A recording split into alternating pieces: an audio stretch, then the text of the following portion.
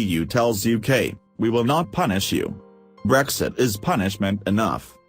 Donald Tusk reveals bloc's negotiating stance for next 2 years of talks. The European Council President Donald Tusk has said the EU will not punish the UK, because Brexit is punishment enough, as he released a set of draft guidelines defining the bloc's position on talks for the next 2 years.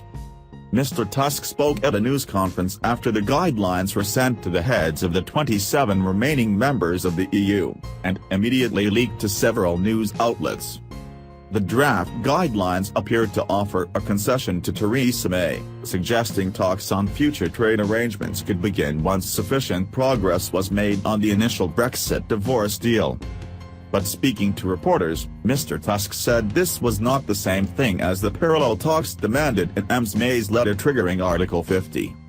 The EC president insisted Britain's withdrawal from the bloc must come ahead of any new relationship between the two parties. Yet he said the EU will not seek to punish the UK in the initial stage of the talks. "We will not be punitive. Brexit itself is punitive enough," he said. The head of the rotating EU presidency, Maltese Prime Minister Joseph Muscat, appeared alongside Mr. Tusk at the news conference. He said the Brexit negotiations will be tough, but it will not be a war, and warned both sides that citizens in Britain and other EU nations should not be used as bargaining chips.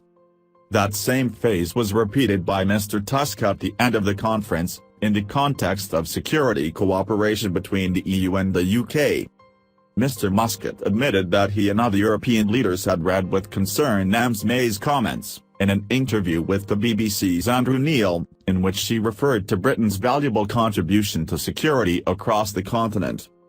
Asked whether the UK would stay a member of Europol after Brexit, the Prime Minister said, "I think security cooperation in a number of crime and justice matters is important for us.